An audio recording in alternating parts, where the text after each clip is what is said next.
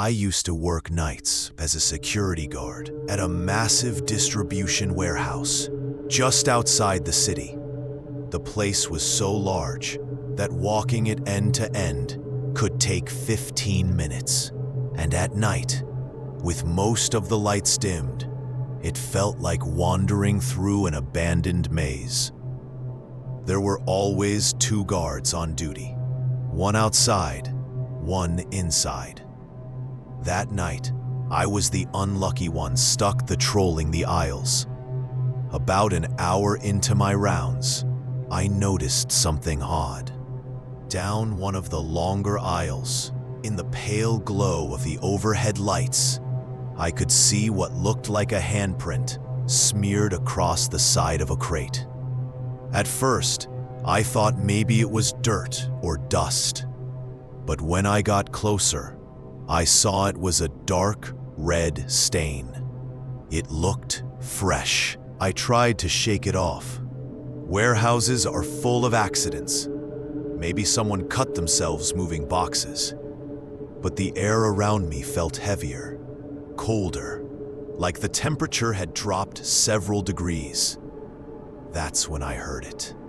A soft, dragging sound, like something being pulled across the concrete floor, coming from the far end of the aisle.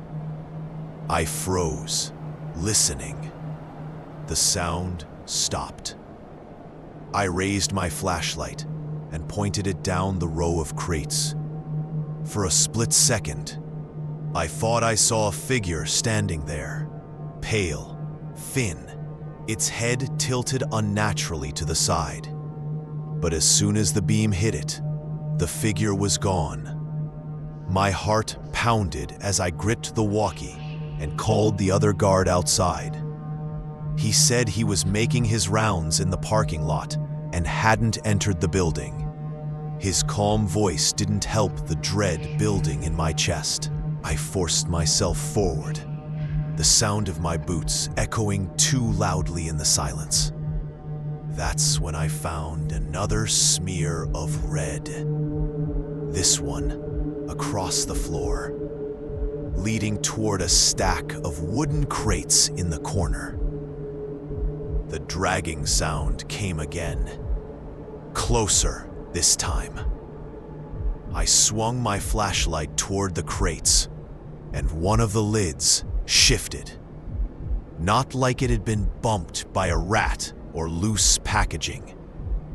It shifted as if something inside had pushed against it.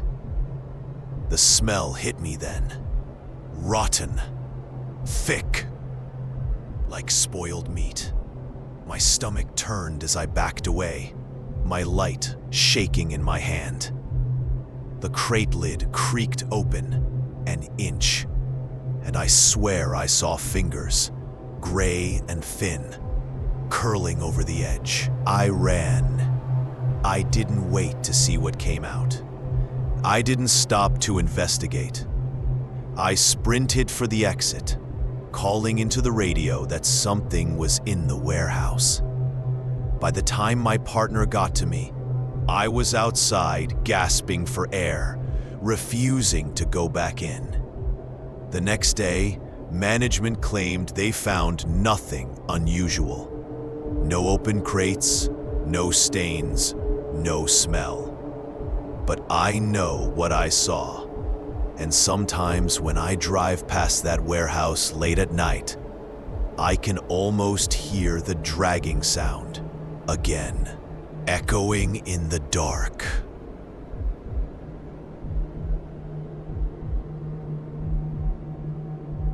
I had been working security at an old warehouse on the outskirts of town for only a few weeks when I learned why no one wanted the night shift. The building was massive, full of endless aisles, stacked with crates, and there were whole sections so rarely used they felt forgotten. One night, while making my rounds, I noticed something unusual. At the far end of the warehouse, was a door I'd never seen before. It was tucked behind a stack of pallets, half hidden and marked with faded yellow paint. The odd part? The building map we'd been given during training didn't show any door in that section. At first, I assumed it was just an old maintenance closet. But when I walked closer, I felt a cold draft seeping from the gap beneath the door, even though the warehouse was sealed tight. I tried the handle. It rattled, but didn't open. That's when I heard the sound. From behind the door came the faint rhythm of typing. Slow, deliberate keystrokes, like an old typewriter hammering away. I froze, because there shouldn't have been anyone in there. No one used typewriters anymore, and that area wasn't even listed on our patrol routes. I backed away and called the other guard on my radio, asking if he knew anything about it. He said he was still outside in the lot and hadn't been inside at all. I didn't like the unease in his voice when I mentioned the typing. The sound stopped abruptly, leaving only silence. I stood there, straining to hear, when suddenly the light above the door flickered on. A dim, sickly yellow glow seeped from the frosted glass window, set into the door, and that's when I saw it. Someone's shadow. A tall, hunched figure, seated at what looked like a desk. The outline of its head jerked unnaturally, snapping left, then right, like it was listening for me. My chest tightened. I raised my flashlight and shined it on the window, but the shadow didn't move. It just sat there, twitching.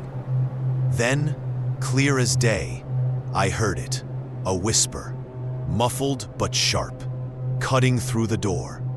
Still working, still working. That was enough.